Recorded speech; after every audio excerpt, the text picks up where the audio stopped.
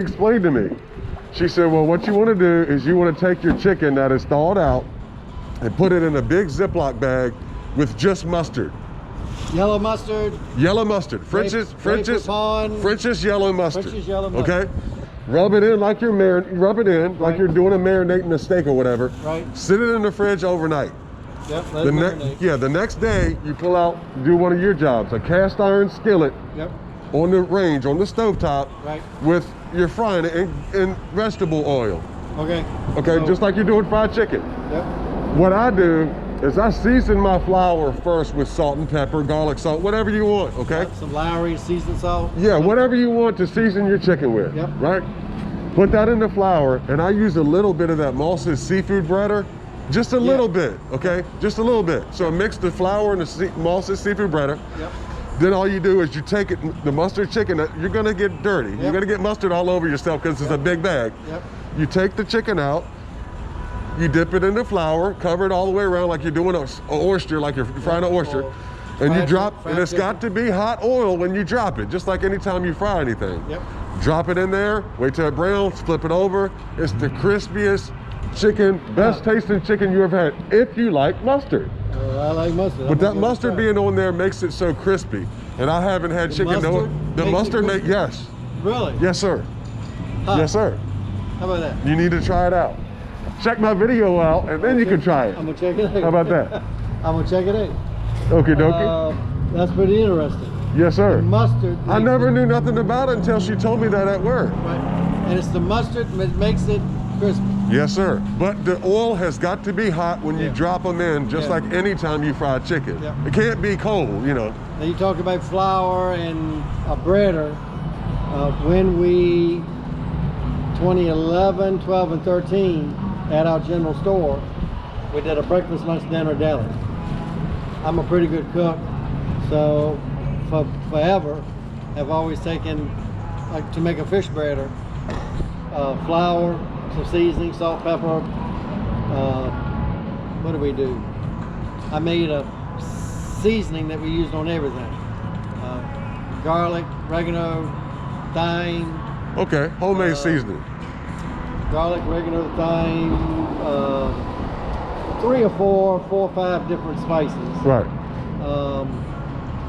So flour, cornmeal, some seasonings, and breaded it, like you said, real thin, and did fish fry on Fridays, and yeah, yes sir, yes sir. That's what I'm talking about. The flour and the cornmeal was so different from what most people had.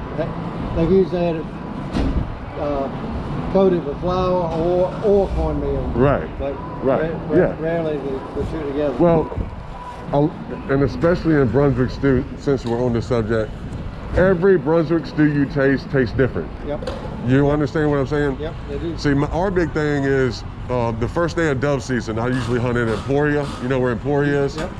They have a big thing at their hunt club at Emporia. I only go there once a year. It's not my hunt club. I go there because it's their land that I'm dove hunting on for that one day. Right. They do you can't hunt till 12 noon. You cannot hunt till, it used to be that way anyway. They've changed laws ever since then, okay? Yep. You can't hunt till 12 noon. So everybody went to the hunt club, did the fundraiser, got what you wanted to go, but you also got to fix a plate and eat while you was there. Okay. Barbecue, Brunswick stew, hush puppies, fish, all kinds of different stuff. Yep. So that Brunswick stew is different than everybody else's Brunswick stew. Yep. But they did theirs in the cast iron. That'd be done in the paddle. But see, theirs in particular, when you ate it, you had to pick chicken bones out when you was eating it. Which is typical. You know what I'm saying? Like eating fish, have to do it very carefully, typically. Yeah. In 10 years, we've never had anyone call us say found a bone. That's right. I'm going to tell you something. Fish breader, stew.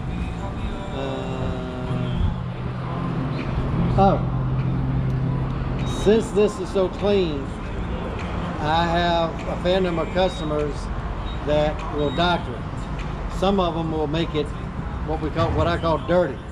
Sticky, pasty, greasy, salty. If you want more fat, put some more butter in it. That's the fat percent. there's so little fat on the skinless boneless breast on the tenderloin. Right. That we add a pound of butter. Got to add some fat to keep the acidity of the tomato from eroding away the seasoning on the pot. I got you. If you don't, you run your fingernail down the edge of the pot. And it's a big coating. You feel right there Yeah. where the tomato stops. Right, I got you. So if you want some more fat, butter's what's in it. I've had customers fry some bacon, throw some bacon grease in it. The only thing I'm gonna do first is I'm gonna add it. Straight up. I'm gonna eat it straight up. Straight up, And then I super might put some hot sauce on it. If you want more bite, cayenne or red pepper, whichever one you want to call it, same thing, is what's in it. Some people want more bite without altering the flavor. So add a little cayenne. If you want more bite and black pepper, do both, that's what's in it. Otherwise, hit it with your favorite hot sauce. Well, I've noticed a lot with older people that can't have salt because of their health. Their Yep. doctor says that. Yep. So they won't prepare anything with salt. Like Right. my mom, she won't prepare anything with salt. I'm like, Mom, these peas ain't, well, you need to add salt, you know? Easy for you to add it, hard for her to get it out. Exactly. And same here, I've got a heart condition, which is why we cook it so clean. Yeah.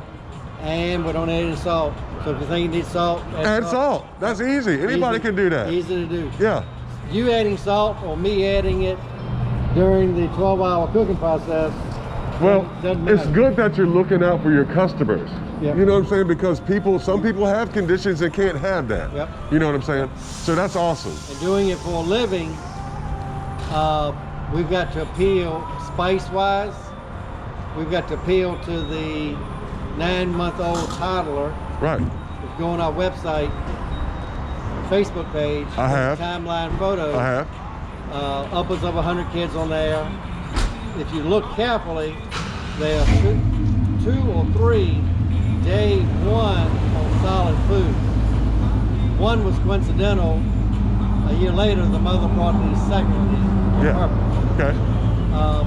Lots of toddlers sitting on the floor at the great big greenhouse where I used to do, before the virus, used to do hot samples. Right. And they would eat as many 1-ounce samples as I would give them. Yeah. All the way up to your 10, 11, 12, 13-year-olds. Yeah. So